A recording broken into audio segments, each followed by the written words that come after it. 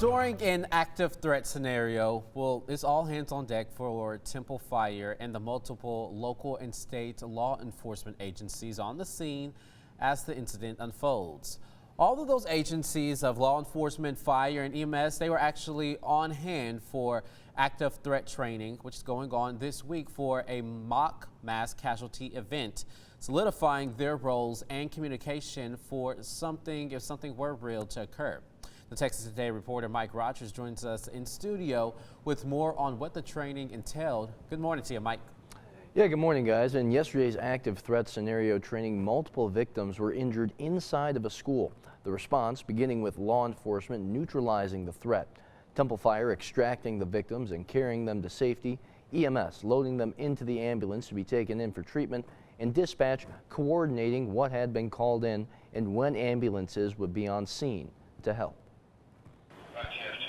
It starts with knowing your role. And it just overall prepares us for a mass incident if one should unfortunately occur.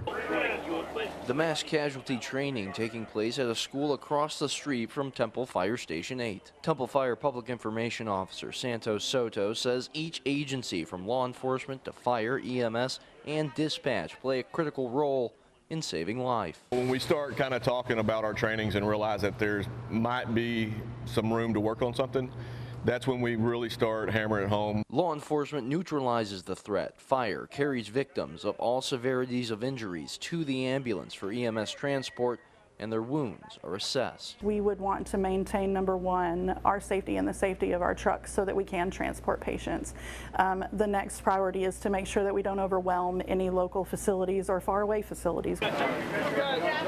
Kathy Lanham, Waco Temple EMS Clinical Education Specialist, says the practice makes perfect when it comes to getting ambulances on the scene and making sure patients can go to facilities with open space to be treated right away. So when we do these multi-agency trainings, we can figure out those shortcomings so that when it actually does come up, when there is a real tragic incident, we're able to address that quickly and more smoothly because we've already practiced it here. All of the local and state law enforcement agencies, as well as fire and EMS, will be conducting another full day of training for this exact scenario today. As all supervisors were saying, it's about learning what they need to work on to save as many lives as possible in those situations, guys. All right, thank you so much, Mike. Good to know this information. I know a lot of people are asking on Facebook, they're like, oh my goodness, what's happening? This is near my kid's school. They wanted to know, and here is what they are doing, just preparing. Thank you so much.